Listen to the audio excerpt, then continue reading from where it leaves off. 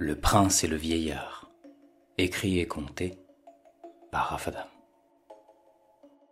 Il était une fois un vieillard adossé à un chêne, enraciné au bord de la route qui menait à Terouil. Qu'il vente ou qu'il pleuve, la plupart du temps, il était là, à prodiguer bons conseils pour qui voulait bien l'entendre. En échange, les voyageurs et les passants lui laissaient une pièce ou deux, de quoi s'acheter du pain au marché. Ceux qui étaient trop pauvres, mais riches de cœur, pouvaient toujours lui offrir un lainage, de la liqueur ou un peu d'herbe à pipe. Non loin du chêne se trouvait le bois des pendus. Certains corps se balançaient au bout de leurs cordes. D'autres cordes, solidement enroulées aux branches, attendaient d'être utilisées. Et comme le prince était du genre impulsif, ces cordes ne tarderaient pas à l'être. Le vieillard, qu'on appelait Juan el Viejo, ne le savait que trop bien. Il avait construit sa cabane de 2 mètres sur 5 à côté des pendus. Le vent charriait l'odeur des cadavres jusqu'à chez lui. Les effluves de mort s'infiltraient entre les rondins. Il se disait alors que même lui, malgré sa vieillesse et sa condition, ne sentait pas aussi mauvais. Les soirs de pleine lune, il lui arrivait d'aller voir les jeunes pendus.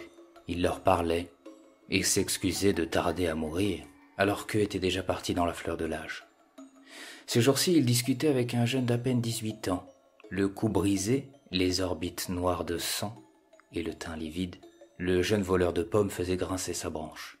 Le vieillard restait alors silencieux et ne reprenait son monologue qu'une fois la branche silencieuse. « Puisses-tu prendre un autre chemin dans ta prochaine vie ?»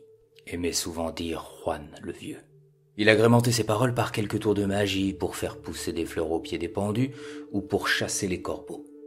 Et cela faisait plusieurs années déjà qu'il réfléchissait à un dernier sort, un dernier tour de magie, histoire de tirer sa révérence dignement. Ce jour-là, il entendit une charrette en bois tirée par 2 ânes en fin de vie. Un homme tenait les rênes. À ses côtés, une femme enceinte d'un 2e enfant, donnant le sein à son bébé. Arrivée à sa hauteur, la femme édentée par la malnutrition dit « Vous êtes pas le vieux des conseils des fois ?»« Lui-même » dit le vieux en s'efforçant d'étirer sa vieille peau pour sourire. « Nous autres allons nous installer à Terouil. Un bon conseil pour les nouveaux arrivants ?»« Renoncez à ce projet. » La femme fronça les sourcils et échangea un regard avec son mari. Il haussa les épaules. « Allez plus au nord, par-delà le mont touffu. »« Et pourquoi que je devrais renoncer à Terouil ? On dit qu'il raffole du fromage. » Elle releva la couverture derrière elle et fit apparaître une caisse de fromage. « Parce que le prince est avare et cruel en ces lieux. Et que le prince du Nord est au contraire, disons, plus digne d'être servi. » La femme hésita, puis prit un fromage pour le lancer au vieillard. « Non, non, non, gardez cela. Vous en aurez plus besoin que moi. » Ils le saluèrent et reprirent leur route.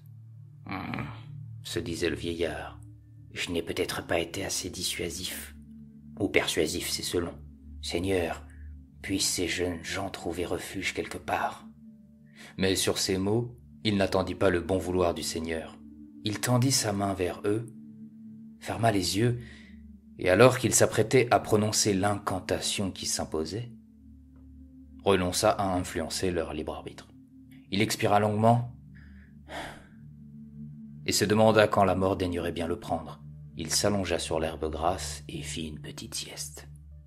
Il se réveilla en sursaut au son des hennissements. Il se releva, essuya le filet de bave au creux de ses lèvres et regarda sur sa gauche. Il vit surgir un fiacre orné d'or et de plumage, tiré par des chevaux noirs, recouverts d'une épaisse armure étincelante. Derrière le fiacre, un autre attelage, suivi d'un autre, lui-même suivi d'un autre. Le vieillard réajusta un peu son col et se remit en tailleur. « Oh !» dit le cocher arrivé à sa hauteur. Un jeune homme couronné posa son coude sur le rebord de la fenêtre et s'adressa au vieux. « Sais-tu qui je suis, vieil homme ? » ?»« Vous êtes le prince, parti collecter l'impôt sur ces vastes terres. »« Et sais-tu pourquoi je suis ici ? » ?»« Vous venez récolter l'impôt de votre ville. »« C'est exact. Je termine toujours par mon fief. Dis-moi, es-tu le nouveau venu et celui qu'on dit être ? » ?»« À vous de me le dire, mon prince. » Le sourire du prince n'avait rien d'authentique. Il était plein de malice. Il sortit se dégourdir les jambes. Un garde voulut l'aider, mais il le fit reculer d'un geste. « Ta réputation a grandi au point de parvenir jusqu'à moi. Il paraît que tu donnes conseil aux gueux et aux gens de rien. C'est cela, mon prince. Et quel conseil donnerais-tu à un prince, si tant est que le prince daigne t'écouter? Je lui dirai d'être clément, mon prince, et de considérer les pauvres gens comme ses semblables.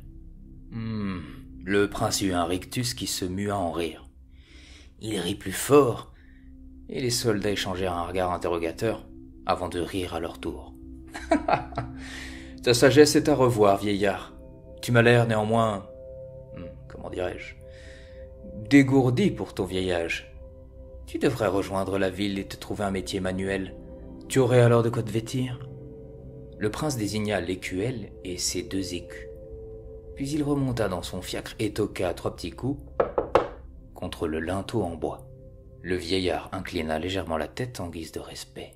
Le cocher fouetta les chevaux et le cortège reprit sa route. Le vieillard les regarda s'éloigner, et son cœur s'emballa quand il les vit faire demi-tour. Arrivé à sa hauteur, le prince dit « Confisquez-lui ses pièces ». Et l'un des soldats posa son pied sur le talus d'herbe humide et glissa. Les autres eurent du mal à contenir leur rire. Le prince dissimula un peu son visage hilare. Le soldat, solennel, reprit l'ascension et s'empara des pièces. Juan el Viejo ne s'y opposa point, et tous repartirent en direction de Teruel. Ils disparurent derrière la petite colline. Mais dans son fiacre, le prince repensait à ce qu'avait dit le vieillard. Le sang monta à ses joues, et il ordonna qu'on fasse demi-tour, une fois de plus. « Oh, je crois que c'est ma journée », se dit le vieillard, tandis qu'il se rapprochait à vive allure. « Ne sais-tu pas que le peuple et la royauté ne sont pas faits du même bois?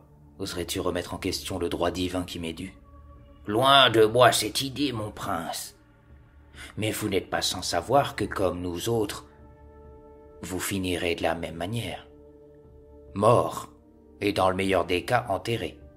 Le prince écarquilla légèrement les yeux. « Qu'est-ce que tu viens de dire ?»« J'ai dit ce que j'ai dit, mon prince, ni plus ni moins. »« Je sais ce que tu viens de dire, pauvre fou, mais répète donc cela. »« J'essaie simplement de vous faire voir, mon prince, ô noble prince, que votre condition est celle de tous les hommes, et que ce destin funeste vous lie à tous les hommes. En somme, que vous devriez ressentir de l'empathie pour le peuple. » Le prince était sorti, sourd aux réflexions du vieillard. C'était lui l'autorité, divine, moralisante, philosophique et pécuniaire. Seul le roi et peut-être sa mère la reine de Castille pourraient lui parler de la sorte. Tu dis prodiguer conseil contre une pièce ou quelque chose en échange, n'est-ce pas? Oui, c'est selon le bon vouloir des passants, mon prince. Réponds à la question, vieillard. Et je viens de le faire, mon prince. Dans ce cas, je te fais arrêter pour vente à la sauvette. Tu n'as aucune autorisation pour vendre tes conseils, aussi insignifiants soient-ils. Juan el Viejo aurait pu dire qu'il ne faisait que mendier, que, tout au plus, il ne faisait que causer, converser, et que parfois les braves gens lui donnaient quelque chose, soit, que c'était là une chose fort banale qui devrait rester gratuite et innocente. Et je te fais arrêter, car je pense que tu n'es qu'un agitateur. Pas très efficace, mais un agitateur tout de même. Le prince claqua des doigts, et 2 gardes relevèrent le vieillard sans ménagement. Juan se laissa faire, tandis qu'on le menottait, mais de sa bouche émanèrent d'obscures paroles. Le ciel s'assombrit, presque à vue d'œil, et une grosse goutte vint s'écraser sur le nez du prince. Les yeux bleus du prince s'assombrirent pour devenir presque noirs. Ses cheveux blonds perdirent un peu de leur éclat et sa peau se distendit légèrement. Il sentit un souffle sortir de lui et il en fut tout étourdi.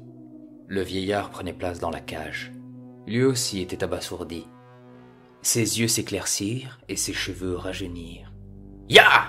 cria le cocher tout en fouettant les pauvres bêtes. Le prince regarda par la fenêtre. Il voyait un peu flou, mais il n'était pas mécontent de lui. Il regarda les pendus au loin et les salua comme de vieilles connaissances. Soudain, on entendit le vieux enfermé vociférer de sa voix enrouée par les âges. « Ah ! Que m'as-tu fait ? Je suis le prince. Libérez-moi. Libérez-moi. Libérez-moi ou je vous fais pendre. » L'un des soldats se retourna pour frapper le barreau avec sa matraque. « Que dis-tu, pauvre fou ? Ferme-la ou c'est toi qu'on ira pendre. » L'esprit du prince, enfermé dans l'enveloppe charnelle du vieillard, regarda ses vieilles mains toutes fripées avec horreur. Il porta ses narines à ses haillons pour vérifier si l'odeur putride venait de lui. La route fort cabossée en cette partie fit craquer le bois des attelages et le prince ressentit une douleur aiguë dans ses vieilles articulations. « Doucement, soldats! Ralentissez la course, je vous l'ordonne !» Mais là encore, son commandement fut ignoré. Au village, le marché battait son plein. Les villageois qui se pressaient près des étals de pain, de poissons, de viande et de légumes se retournèrent en entendant le fracas des sabots sur le pavé. Chacun put voir le prince les saluer la main levée et le sourire aux lèvres, un sourire franc et bienveillant. Ils voulurent murmurer, échanger à ce sujet, car voilà un mystère. Le prince serait-il devenu aimable? Et par quelle combine? Avait-il enfin trouvé demoiselle avec qui se marier? L'amour l'avait-il rendu aimant? Mais leur attention se porta soudain sur le vieillard, enfermé, et l'enthousiasme populaire retomba. La fromagère qu'il avait croisée quelque temps plus tôt resta perplexe. Peut-être devrions-nous suivre son conseil et nous installer ailleurs. Mais elle préféra se dire que le vieillard l'avait bien cherché, qu'il était sans doute un fauteur de troubles, et qu'il était préférable d'ignorer tout à fait ses conseils. « Oh, on n'écoute pas un homme qu'on vient d'emprisonner. » Voilà ce qu'elle dit à son mari, en train de négocier le prix d'un couteau de cuisine en partie rouillé. Le cortège traversa la grande place et s'engagea dans une ruelle étroite aux effluves d'urine. « Écartez-vous » criait le cocher en tête de cortège. « Laissez passer le prince !» La rue boueuse et sombre débouchait sur un quai. Un pont-levis permettait d'accéder aux portes de la forteresse. Le vieillard passa une tête par la fenêtre pour apprécier l'édifice. Le faste et les proportions le firent sourire. Mais son sourire s'effaça tout à fait quand il vit les domestiques se presser au pied du grand escalier. On lui ouvrit la porte et on voulut l'aider à poser un pied à terre. « Allons, allons, je peux encore descendre tout seul. » Mais c'était le vieillard qui s'exprimait là. Aussi ajouta-t-il, « Allez donc allumer un feu dans le salon et dites au cuisinier que je souperai de bonne heure.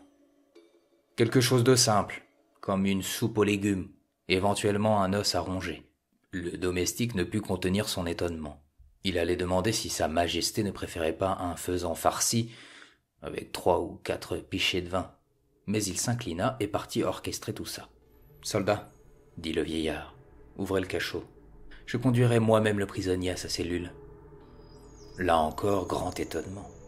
Le capitaine s'en chargea et osa dire « Nous vous accompagnons, mon prince. »« Oh, ce n'est pas la peine, » répondit le vieillard tout en tirant l'oreille du prince à lui.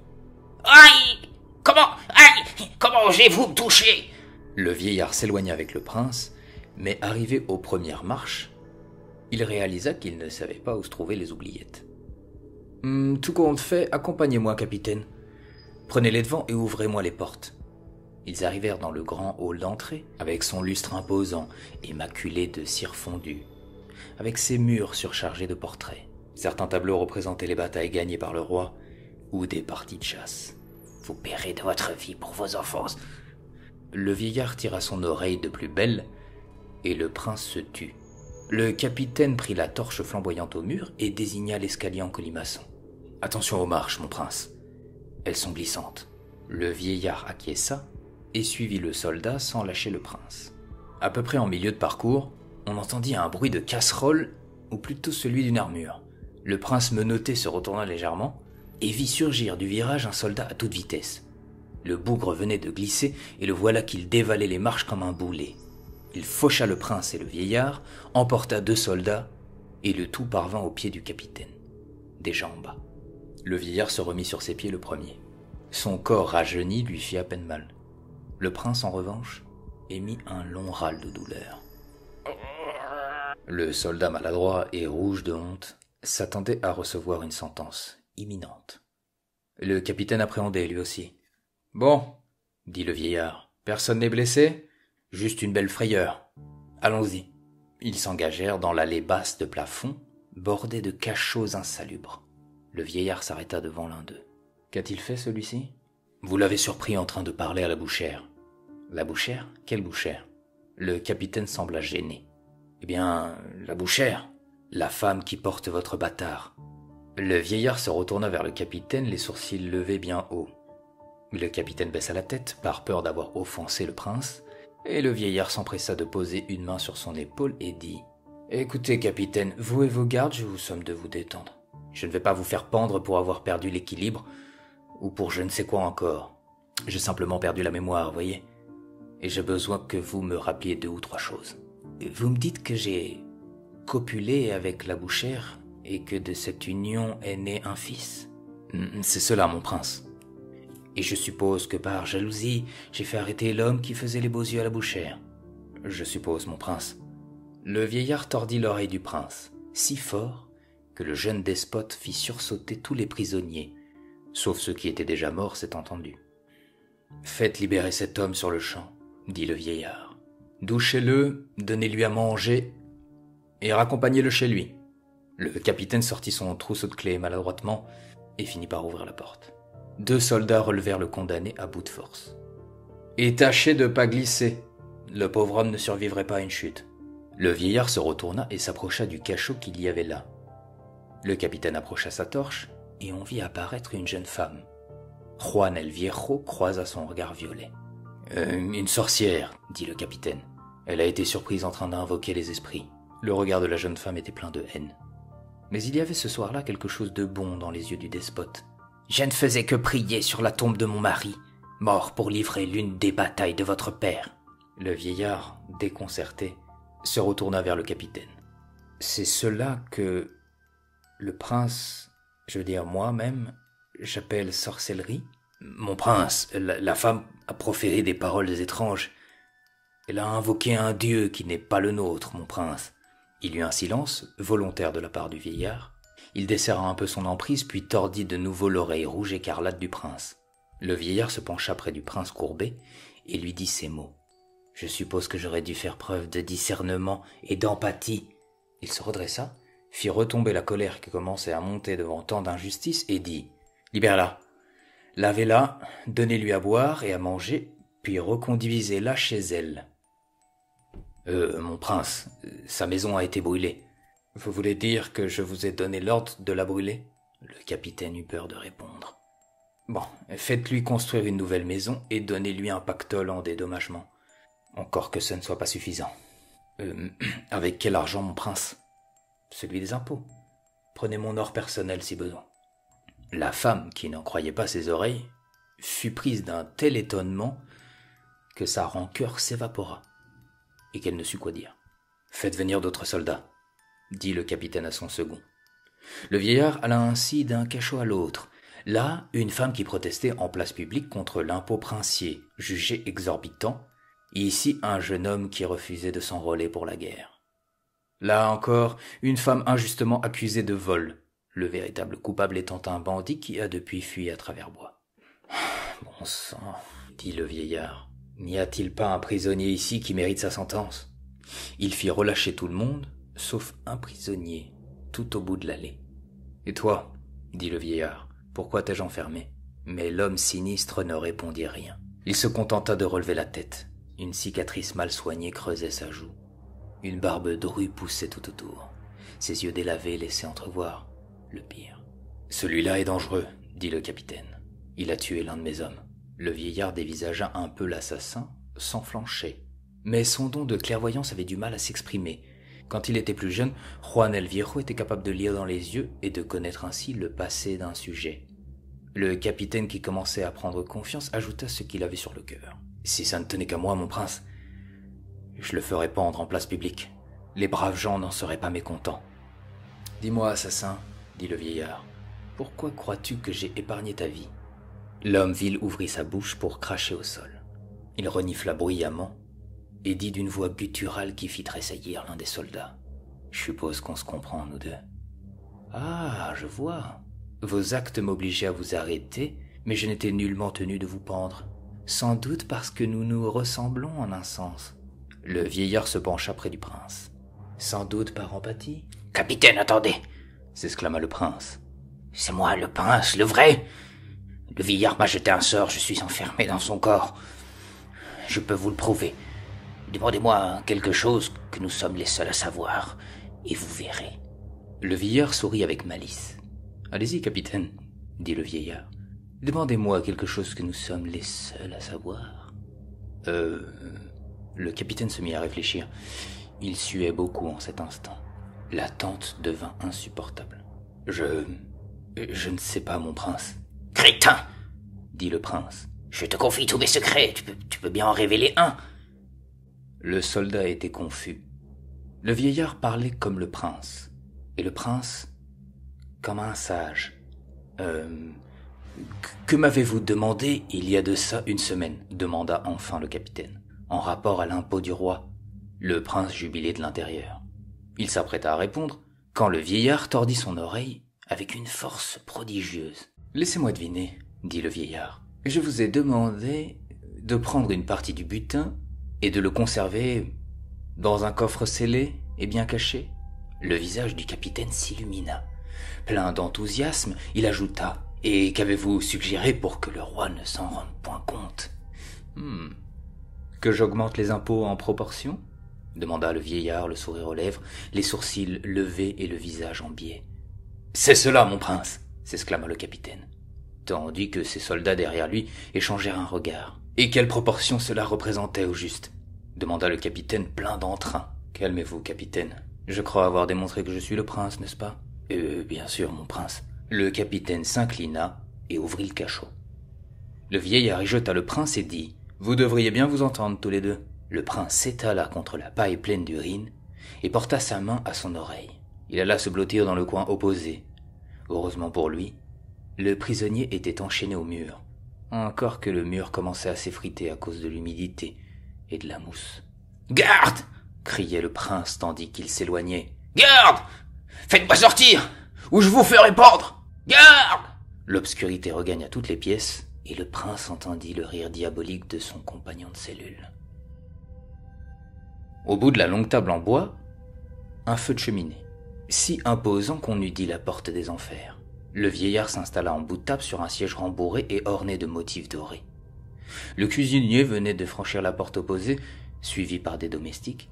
Chacun portait un plateau d'argent surmonté d'une cloche.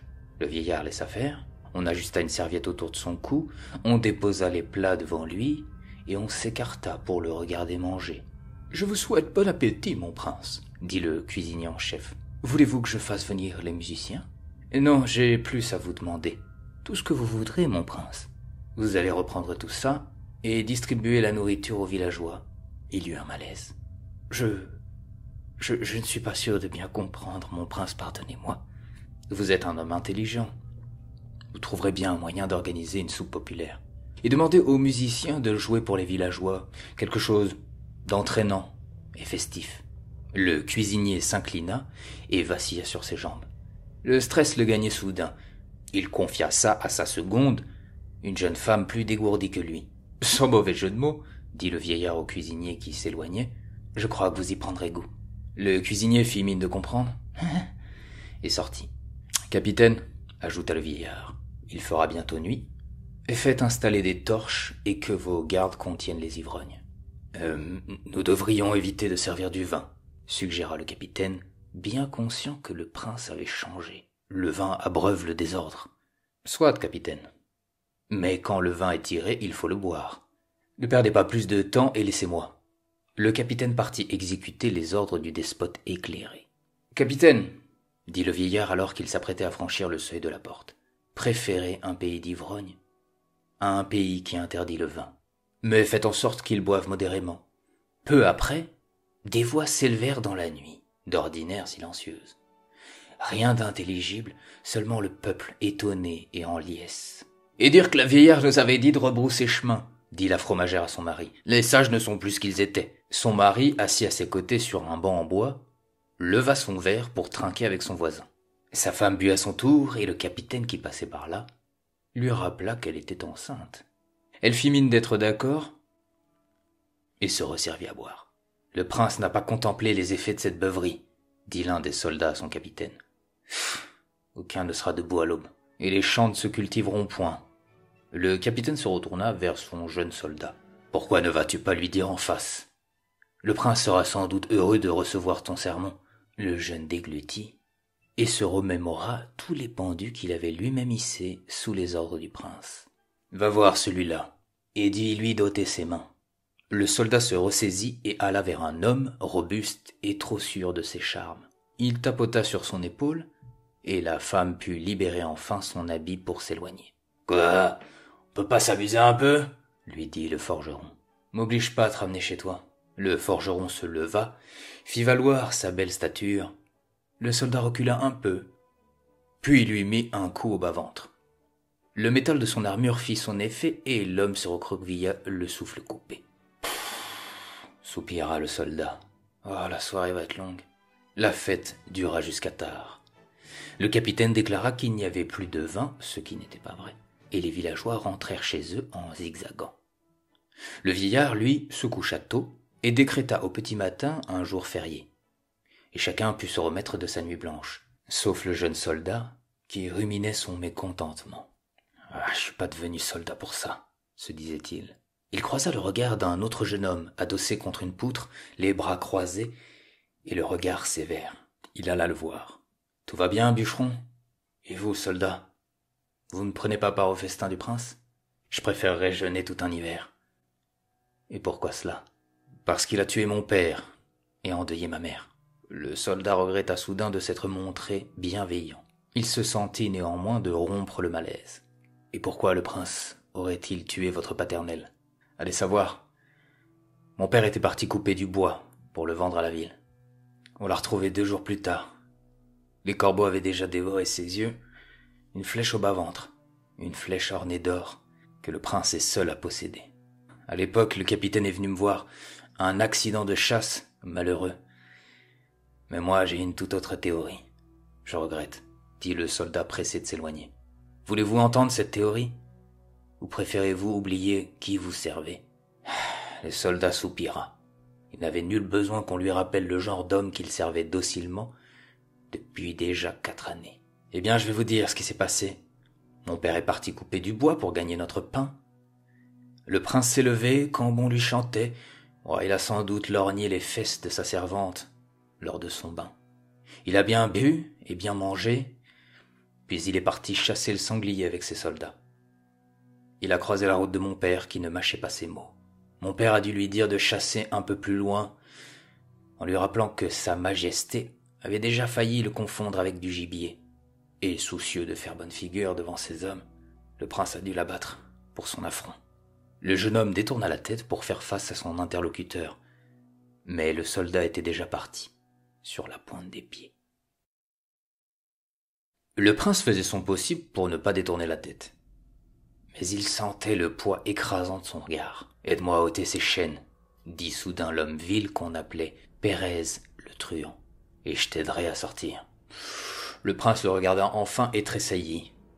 Le mal émanait de cet homme. « Qui me dit que tu ne vas pas m'égorger une fois libéré? »« Oh, ne t'inquiète pas, je ne m'en prendrai qu'au prince. »« Me voilà rassuré. Tu n'es qu'un vieillard. Que veux-tu que je te fasse? »« Je ne peux pas te libérer de toute façon. »« Oh, tu le peux. Vois ce barreau rouillé près de toi. Arrache un morceau et apporte-le-moi. » Le prince refusa. Mais son désir de vengeance finit par l'emporter. Il plia le bout de métal à plusieurs reprises, s'ouvrit la paume de la main et finit par l'ôter du barreau. Il le donna à Pérez d'une main fébrile et s'empressa de rejoindre son coin. Pérez prit le métal et tenta de se libérer de ses chaînes. Le vieillard fut réveillé par 2 servantes. L'une lui apporta une bassine d'eau chaude, l'autre tenait une serviette. Il fit un brin de toilette et leur dit « Vous allez nettoyer les cachots, ça empeste l'urine, et les rats ne tarderont pas à tout ravager. » Elles ne trouvèrent d'abord rien à redire. « Demandez au capitaine de vous accompagner, car il va falloir faire sortir les 2 prisonniers. » Cette fois, la plus âgée intervint. « Mon bon prince, nous ne devrions pas ouvrir ce cachot. » « Et pourquoi cela ? » « Car le truand est dangereux, raison pour laquelle vous serez escorté. »« Oh, mon bon prince, pourquoi vouloir laver le cachot d'un homme aussi vil ? Parce que l'insalubrité ne fait qu'accroître sa rancœur et sa haine. Et parce que l'édifice doit être entretenu. Et parce que je suis le prince et que je vous l'ordonne. » Les servantes firent une révérence et sortirent. Le vieillard, surpris par son accès d'autorité, se demandait si le corps du prince n'était pas en train d'influencer son caractère. « Ah, combien de temps vais-je pouvoir tenir ? dit-il à haute voix. Il alla jusqu'à sa fenêtre et posa une main sur le rebord en pierre. À travers le vitrail, il put voir le village en contrebas. Une certaine agitation avait gagné les villageois depuis la fête populaire. Là où on n'entendait que le vent et le silence des gens apeurés, on pouvait entendre rire et discuter joyeusement de tout et de rien, mais surtout de la mystérieuse et soudaine bonté du prince. Que s'était-il passé pour qu'un tel changement radical et brusque s'opère? Chacun avait son opinion, et s'il se concentrait, Juan el Viejo parvenait à les entendre. « Oh, il a peut-être trouvé la foi. Et maintenant le Seigneur commande son cœur, » disait l'un. « Si vous voulez mon avis, il est tombé amoureux. Seul l'amour fait cet effet, » disait l'autre. « Attendez que son père lui rende visite, cela ne va pas durer, » disait encore un autre. « Moi, ce qui me fait peur, ce n'est pas qu'il ait donné une fête, mais qu'il n'ait rien demandé en retour. Ça, c'est suspect. »« Moi, je sais pas lire, mais je sais que le prince a une bibliothèque. Il paraît que certains livres vous changent la vie. Allez savoir s'il n'est pas tombé sur ce genre de livre. »« Bon, c'est pas tout, mais on a du travail, hein. On bavardera ce soir. » Le vieux Juan allait s'allonger un peu pour faire passer son mal de crâne, quand la peur s'empara de lui. « Oh mon Dieu, qu'ai-je fait ?» Il s'élança dans l'escalier pour rejoindre le rez-de-chaussée. « Halte! Halte! N'ouvrez pas le cachot !» criait-il tout en descendant les marches 3 par 3. Mais à part les 2 gardes à l'entrée, personne pour l'entendre. Il courut de plus belle et s'engagea dans l'escalier en colimaçon. Il glissa dès la 2e marche et roula jusqu'au sous-sol en poussant des gémissements et des cris de douleur. Il atterrit face contre terre et dit « Oh, n'ouvrez pas! N'ouvrez pas le cachot !» 2 gardes se précipitèrent pour le relever. Un peu sonné, il vit au bout du couloir les 2 servantes, un seau d'eau dans la main. Le capitaine tenait les clés. « Attention !» dit le vieillard. Pérez passa son bras entre les barreaux pour s'emparer de la clé. Le capitaine tint bon, et le jeune soldat vint frapper le bras du prisonnier pour qu'il lâche prise. « Ah, c'est ma faute !» dit le vieillard tout en posant une main sur sa bosse. « Je n'aurais jamais dû les mettre ensemble. Je crois que je me suis laissé guider par la colère. » Mais à peine eut-il fini sa phrase que le truand prit le prince en otage, une lame contre son cou. « Non !» s'écria le vieillard, trahissant par là même son intérêt pour le prince. « Libérez-moi, ou je tue le vieux qui semble si important à vos yeux. » Et si... Il y eut un moment d'hésitation. Le truand regarda à ses pieds. Le prince était en train d'uriner sous l'effet de la peur. Il tremblait de tout son corps désormais. Le truand releva la tête. Quelque chose fendit l'air à toute vitesse. On la vit passer dans la semi-pénombre. Le capitaine tendit son bras pour éclairer un peu plus le cachot et crut d'abord que la flèche s'était plantée dans le crâne du vieillard. Mais le truand aux yeux révulsés lâcha sa lame et retomba lourdement en arrière, raide mort. Le prince vacilla un peu sur ses jambes, posa une main contre le mur et une autre à son oreille, là où la flèche avait arraché un bout de chair au passage. Mais au lieu de s'emporter et de proférer des menaces, il ne dit rien. Il ne se reconnaissait pas lui-même. Comme si l'enveloppe charnelle du vieillard avait sur son esprit quelque emprise. Le capitaine se retourna vers son soldat, les yeux écarquillés. Le jeune tenait toujours fermement son arbalète. Le vieillard, lui, avait le souffle coupé. Par sa faute, un homme était mort. Du moins s'en voulait-il. Évacuer le corps, parvint-il à dire, et nettoyer la cellule. Que fait-on du corps? Doit-on le brûler? Si je peux me permettre, intervint l'un des soldats jusque-là taciturne. Pas mal de villageois auraient aimé voir le soldat mort. Fermez-la, dit le capitaine tout en lui lançant le regard le plus autoritaire possible. Non, il a raison, intervint le vieillard. Mettez-le sur la grande place, et que chacun puisse voir ce qu'il advient des truands. Et tout en prononçant ces mots, le vieillard pensait en lui-même. Qu'est-ce que je raconte? Je devrais mettre ce pauvre fou en terre. Mais les soldats se chargeaient déjà d'évacuer le truand, et sa tête fléchait. Le prince se laissa conduire docilement dans une autre cellule en attendant que la sienne soit lavée. Les servantes lancèrent un seau d'eau sur l'urine fraîche et commencèrent leur pénible labeur. L'une d'elles se mit à chanter. « Tais-toi !» murmura l'autre. « Ce n'est pas le moment. Ça m'aide à penser à autre chose. Tu devrais chanter avec moi. » Le vieillard s'éloigna, en compagnie du capitaine. « Demandez à vos soldats d'écrouer le vieillard et conduisez-moi à la salle du coffre. » Le capitaine se retourna pour donner ses ordres, puis rejoignit le vieillard dans le hall d'entrée. Il le conduisit à travers un dédale de couloirs étroits, puis s'arrêta dans l'un d'eux, en apparence identique aux autres. Il écarta une tapisserie et actionna un levier. Un filet d'air s'échappa de la pierre et une porte se dessina dans le mur.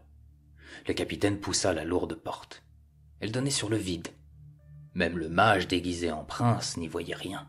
Le capitaine avança avec sa torche, puis longea le mur à la recherche d'une autre torche. Il la trouva et l'embrasa. Il alla d'une torche à l'autre et la salle s'éclaira peu à peu. « Je m'attendais à voir un simple coffre rempli d'or, pensa le vieillard, mais c'est toute la salle qui fait office de coffre. Le sol était presque entièrement recouvert de pièces d'or et de pierres précieuses. Au centre, un autel supportait un coffre ouvert. L'or y formait une petite montagne qui débordait çà et là. Le vieillard s'avança et prit une coupe en argent dans sa main. En l'extirpant du tas de pièces d'or, il provoqua une petite avalanche qui ensevelit ses pieds jusqu'aux chevilles. « Capitaine, vous allez dresser une liste des travaux à opérer dans la ville. Ponts et voies d'accès, chaussées, maisons, bâtisses, moulins, aqueducs. Vous y inscrivez tout ce qui a besoin d'être rénové. Mais mon prince, nous n'avons pas d'aqueduc. » Le vieillard se retourna vers son soldat. Il réfréna une soudaine envie de le réprimander pour l'avoir interrompu. Mais il réussit à se contenir. « Et ajoutez à cette liste de rénovation les constructions qu'il manque. Vous devez bien avoir dans vos rangs quelques personnes astucieuses. Si l'inspiration vous fait défaut, consultez le peuple. Ils sauront vous aider. Ils vous demanderont sans doute de faire venir un médecin. On dit que le prince du Nord s'est entouré des esprits les plus brillants. Peut-être pourrions-nous faire venir l'un d'entre eux. » Un peu déboussolé, le capitaine acquiesça. « Dois-je utiliser cet or pour financer les travaux, mon prince ?» Le vieillard posa sa main sur son épaule et dit « Servez-vous sans retenue. » À peine eut-il rejoint le hall d'entrée que le vieillard fut importuné. Un jeune homme d'à peine 18 ans, grand et bien bâti, tentait de se frayer un chemin jusqu'à lui. Les deux gardes de l'entrée avaient beaucoup de mal à le retenir. « Prince, j'ai escaladé la muraille pour vous parler. Accordez-moi une audience. » Intrigué, le vieillard demanda à ses gardes de le laisser passer. « Eh bien, parle, que veux-tu ? Vous avez tué mon père. Et je viens demander réparation pour le tort que vous avez causé à ma mère et à moi. » Le jeune homme avait nourri une rancœur tenace pour le prince, une haine. La fête populaire avait été l'élément déclencheur. Elle était insoutenable. Comment pouvait-on festoyer aux frais d'un souverain aussi vil ? Comment pouvait-on seulement penser que le prince devenait bon ? « Oh, c'est pas possible, » dit le vieillard, d'abord pour lui-même, puis de plus en plus fort. « Ce prince n'a-t-il aucune limite ? Aucune limite à la bêtise, à la cruauté, à l'infamie !» Les paroles de Juan el Viejo résonnèrent dans tout le château et parvinrent aux oreilles du prince, installé et menotté dans son cachot tout neuf. Encore que Juan el Viejo n'ignorait point les droits de vie et de mort que s'arrogeait le prince, ou simplement l'intimidation dont il usait et abusait pour obtenir n'importe quelle faveur. Le vieillard intercepta le capitaine qui passait par là. « Apportez-moi un sac d'or, » dit-il en espérant chasser un début de nausée. « Je ne suis pas le seul, » dit le jeune homme, « et le tort causé à nos familles est irréparable. Votre or ne sert à rien. Vous avez joué de votre autorité et de la peur que vous inspirez pour nous faire taire. Mais cette fois, c'en est trop. Je me dresse devant vous. Je l'entends, jeune homme, et je conçois que la mort de ton père a scellé un peu plus le destin de ta mère déjà meurtrie et sans doute fort pauvre. Mais que puis-je faire à présent ? Répondez de vos actes. Commencez par présenter vos excuses. À vrai dire, vous ne méritez pas de vivre. » Le corps du prince faisait effet sur le vieillard. Il sentait son cœur s'emballer et la colère monter en lui. « Combien de familles ai-je offensé ? Au moins 5. Seulement sur la dernière année. Mais vous avez fait tant de victimes. » Le capitaine était revenu. Il était essoufflé par tant d'allées et venues. Son armure pesait lourd. « Allez me chercher 4 autres sacs d'or. » Cette fois, le capitaine envoya l'un de ses hommes. Le vieillard s'approcha du jeune homme. « Dis-moi ton nom. »« Jaime. »« Dis-moi, Jaime, que préfères-tu ? Que je sois mis aux oubliettes pour le restant de mes jours ?» Jaime ne sut quoi dire, mais l'idée ne lui déplaisait point. « Que je sois pendu devant tout le monde ? Et que les victimes soient installées au premier rang ?» Là encore, Jaime aimait bien l'idée. Encore qu'il s'attendait à un retour de bâton. Il connaissait trop bien la malice et la cruauté du prince. Et que dirais-tu d'un prince repenti ? complètement renouvelé de l'intérieur, capable de se racheter par ses bonnes actions. Non, le mal que vous avez causé est irréparable. Le jeune homme porta sa main à sa ceinture pour y dégainer sa dague, mais elle n'était plus là. Il regarda autour de lui et la vit. Le capitaine la lui avait subtilisée sans qu'il s'en aperçoive.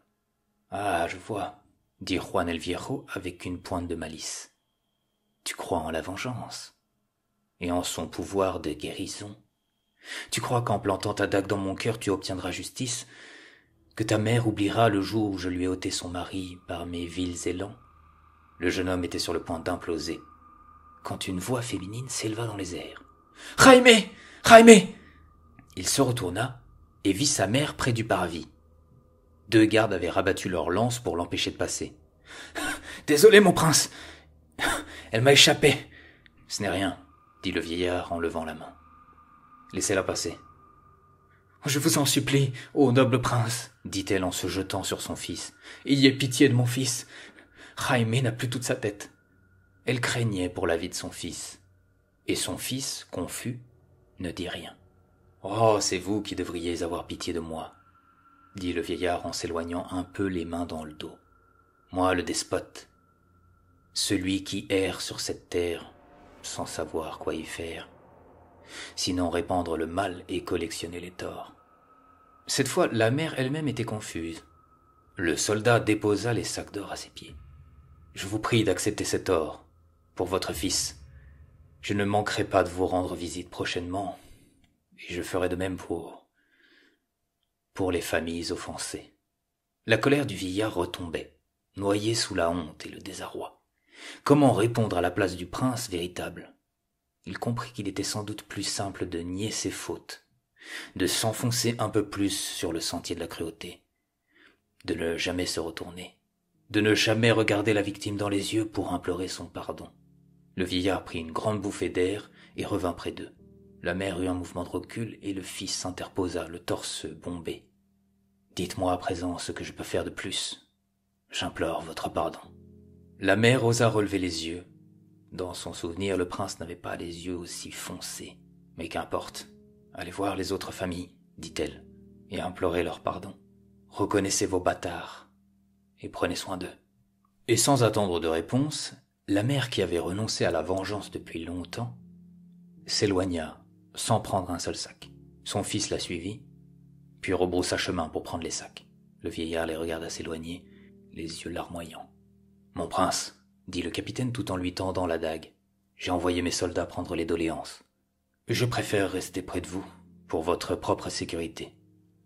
J'ai causé tant de torts qu'il me semble impossible de faire marche arrière, » confessa le vieillard. « Conduisez-moi aux archives, et après nous irons rendre visite aux familles. » Le capitaine emmena le vieillard dans l'aile nord qui n'était pas chauffée. De la buée s'échappait de leur bouche grelottante. « Nous devrions prendre les livres qui vous intéressent et revenir, mon prince. »« Soit. Aidez-moi à chercher les récits de mon père. Ils sont entreposés ici, mon prince. » Il y avait là 6 grands livres empilés. Le vieillard en ouvrit un et vit des enluminures border un texte. « Parfait. Emmenons ça dans mes appartements. » Le vieillard étudia toute la nuit les manuscrits, reportant au lendemain ses visites. Des milliers de pages qu'il put lire, il comprit surtout que le roi pendait systématiquement les vaincus et qu'il guerroyait partout où il pouvait, allant même jusqu'à emmener son jeune fils sur les champs de bataille pour lui apprendre la haine et la tyrannie. Le lendemain à l'aube, harassé par la lecture, le vieillard descendit au village accompagné de 10 gardes et du capitaine qui tirait une charrette chargée d'or. La plupart s'inclinèrent sur son passage en guise de respect, mais pas tous. Il alla vers une femme au regard plein de haine. « Dis-moi, noble dame, qu'ai-je fait pour t'offenser ?»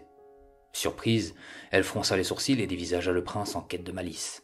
Mais son visage avait quelque chose de changé, d'apaisé. « Eh bien, parle, ou tais-toi à jamais. Vous avez envoyé mon fils au combat, et il n'est revenu de lui qu'un bras. Je suppose que j'ai fait cela sur ordre du roi. J'implore votre pardon, noble dame, et je vous offre ce modeste tribut.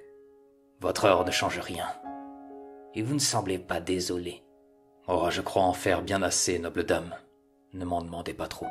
Il déposa un gros sac d'or dans les mains de la vieille dame. « Mon or n'apaisera certes pas vos souffrances, mais je peux au moins adoucir votre quotidien. Je prie pour que vous trouviez l'apaisement que je ne saurais vous donner. » Et il alla ainsi, d'une famille à une autre. Voyant que le prince allait voir les hargneux et les offensés, certains malhonnêtes se mirent à le dévisager avec sévérité. Mais le prince ne se laissa pas berner. À la fin de la journée, il avait connu et reconnu ces bâtards, donné de l'or aux familles offensées et endeuillées, imploré le pardon à la moitié du village. Chaque jour, le vieillard rendait visite au prince. Parfois, il protestait ou l'insultait. Parfois, il était trop fatigué pour dire quoi que ce soit, à cause de son corps, vieux, trop vieux pour ses bêtises. Il écoutait alors la vibration positive qui émanait de lui, d'abord étrangère, puis de plus en plus familière. Cette nuit-là, Juan el Viejo était au château étourdi, attristé et épuisé. Il s'assit près de la cheminée pour méditer. On vint lui parler, mais il n'entendait pas. Il sondait la nature des hommes.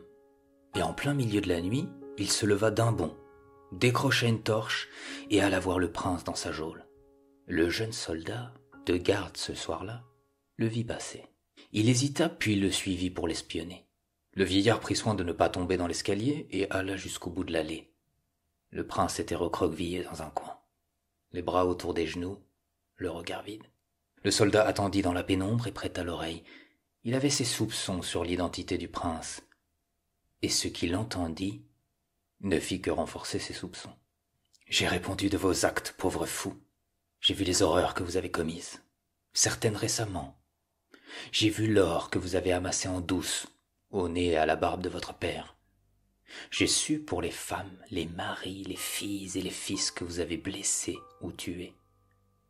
Et tout cela en toute impunité. Si vous n'étiez pas un homme, je dirais que vous êtes le diable en personne. Mais j'ai aussi lu les archives de votre père. Un autre spécimen de cruauté, une autre aberration humaine. Vous avez grandi sous sa coupe, vous avez tout appris de lui. Le goût pour la guerre, le goût pour la domination, le droit de vie ou de mort sur tout ce qui foule vos terres, le droit de prendre la femme d'un hidalgo le soir de ses noces, le droit de tuer un modeste bûcheron pour avoir osé vous parler, parce qu'il craignait pour sa vie, l'habitude de laisser libre cours à vos pulsions. Je suis allé les voir, vos bâtards, et les victimes de votre tyrannie. J'ai lu dans leurs yeux le désespoir et la rancœur. De la servante qui chauffait l'eau de mon bain à la mère qui pleure son enfant, mort sur vos champs de bataille. Mais un tigre a beau cesser de tuer, sa réputation de tueur d'hommes est faite. Le mal s'est propagé, vous l'avez acquis de votre père et vous le diffusez autour de vous. Vous êtes haïs désormais. Toutes et tous nourrissent un désir de vengeance, et rares sont ceux qui trouvent la paix du pardon. Le vieillard crut entendre un bruit, mais il revint à son affaire. Le prince écoutait sans rien dire, résigné. Il ne se reconnaissait pas lui-même, comme si son enveloppe de substitution possédait quelques résidus de bonté. Il sentait le repentir l'envelopper, et ses pulsions morbides étouffer au fond de son cœur. « Quel roi comptez-vous être ?» reprit le vieillard. « Quel royaume comptez-vous laisser?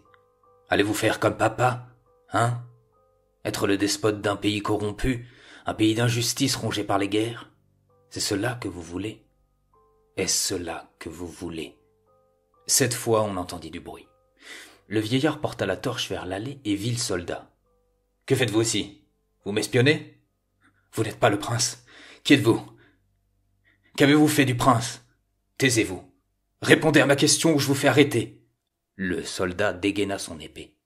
Le vieillard s'approcha jusqu'à toucher cette épée. La torche éclairait son visage sévère et juvénile. Le soldat n'osa rien dire, et il sentit son bras faiblir. Il avait bien le prince devant lui. La honte s'empara de lui. Suivi par un sentiment de peur, il s'attendait à recevoir la sentence d'une seconde à l'autre. Mais le vieillard se contenta de le contourner pour rejoindre ses appartements, laissant le jeune soldat dans son embarras.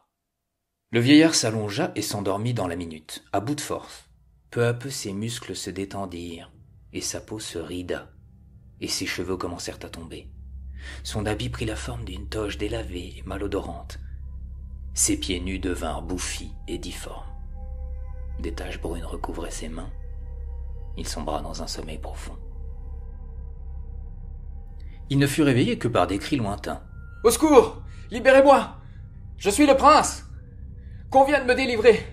Les deux gardes dans l'entrée échangèrent un regard incrédule. Pour le capitaine en train d'aiguiser son arme, pas de doute. C'était bien la voix du prince. Ils se ruèrent dans l'escalier, glissèrent et arrivèrent au bas des marches avec fracas. Ils se relevèrent en gémissant et reconnurent le prince au fond du cachot. Depuis son lit, le vieillard pensait d'abord qu'il était en train de rêver. Mais il entendit des bruits de pas dans le couloir.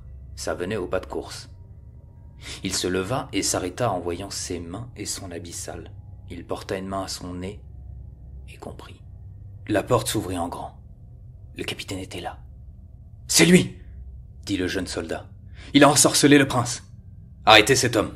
dit le capitaine, tandis qu'il aidait le prince véritable et affaibli à tenir debout. 3 gardes appréhendèrent le vieillard qui se laissa faire. « La sorcellerie est punie de mort !» dit le capitaine d'un ton solennel, soucieux de briller devant son prince. « Il doit être pendu !» Le prince, confus, ne s'y opposa pas. On lui apporta à boire et à manger, puis on le lava. Le vieillard patienta dans la cour, des fers aux mains et aux pieds. D'ordinaire, le prince assistait à toutes les exécutions, c'était la règle. Le vin et le pain lui redonnèrent quelques couleurs, mais des suites de la réincarnation, son esprit était étourdi et son corps maladroit, presque étranger. On l'aida à s'installer dans le fiacre. Une partie de lui réclamait vengeance, mais cette vengeance était molle, passive. « En marche !» cria le capitaine à son cocher. Le cortège passa par la grande place. Le fracas des roues sur le pavé attira l'attention, et certains laissèrent leur travail en plan pour aller voir. Cela faisait des semaines qu'on n'avait pendu personne. Depuis sa fenêtre, le prince vit des écus et de l'or çà et là. Le village avait commencé sa métamorphose. Là, une toiture refaite. Ici, un ornement de fleurs. Certains villageois lui dirent même bonjour de bon cœur, ce qui le rendit perplexe. Il repensa soudain à son trésor, mais il n'eut pas la force de s'insurger et d'arrêter le cortège pour récupérer les pièces une à une. Il vit un homme lever sa bière sur leur passage. La coupe était d'argent. Une pointe de colère raviva son cœur pour mourir aussitôt. Le mage aurait pu me transformer en crapaud ou même en statue, pensait-il, mais il ne l'a pas fait. Il est allé jusqu'à présenter ses excuses au peuple, et il s'est chargé de faire le bien en mon nom. Bientôt, ils gagnèrent le chemin de terre, suivis par une foule de curieux. Sur la gauche se profilait le bois. Ils s'arrêtèrent 2 kilomètres plus loin et poursuivirent à pied, à travers champs. Le vieillard n'avait pas dit un mot. Il se laissa conduire jusqu'à la lisière qu'il connaissait si bien. Il sourit en voyant sa cabane. À 100 mètres de là, il y avait les pendus. Le jeune souverain traînait tellement que les villageois finirent par le rattraper et le dépasser. Le capitaine le soutenait toujours. On enfilait déjà une corde autour du cou du vieillard. Ses mains menottées tremblotaient. Il avait du mal à tenir sur le tabouret en bois. Le jeune soldat se tenait prêt. Les villageois dans l'expectative attendaient en cercle. Le prince arriva enfin sur place et releva la tête. Il porta son regard sur les pendus. La peau commençait à laisser entrevoir le squelette. Certaines charognes dégageaient une odeur épouvantable qui faisait oublier la crasse des vivants. Le prince en fut indisposé. Il avait envie de vomir. « Détachez-les » dit-il soudain. « Mais mon prince » protesta le capitaine. « Et enterrez-les » Un murmure parcourut la foule. Les soldats s'activèrent pour couper les cordes. L'un d'eux alla vomir la main contre un arbre.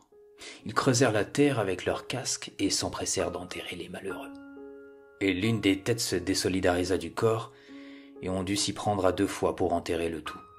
Malgré son dégoût, le prince n'arrivait pas à détourner le regard. Les pendus n'étaient reconnaissables qu'à leurs habits. Et le prince revoyait en lui toutes les fois où il avait prononcé la sentence ultime. Des villageois aidèrent à transporter les corps et creuser les tombes. Il y eut une vive émotion. Au loin, un nuage de poussière. On entendit les sabots marteler la terre. « Mon prince !» dit le capitaine. « Le roi votre père en approche. » Le prince se leva pour constater par lui-même. La garde royale devançait bien le fiacre du roi. Ils virent les chevaux du prince qui attendaient sur le bas-côté et s'arrêtèrent au même endroit. « Le roi qui vient nous chercher, mon prince. Une nouvelle guerre à mener contre le prince du Nord. » Mais le prince n'écoutait plus. Il avait la vue floutée, tournée vers son âme. tandis que le roi s'approchait lentement au loin.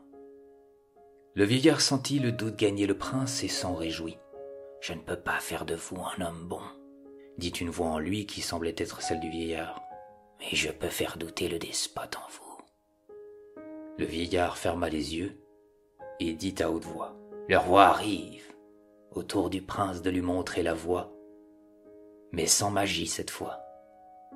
D'homme à homme, un cri de surprise gagna la foule. Les villageois reculèrent. Le prince tressaillit et se retourna pour faire face au vieillard. Mais il ne vit qu'un soldat pétrifié par l'effroi, un tabouret en bois et une corde vide. Le vieillard avait disparu.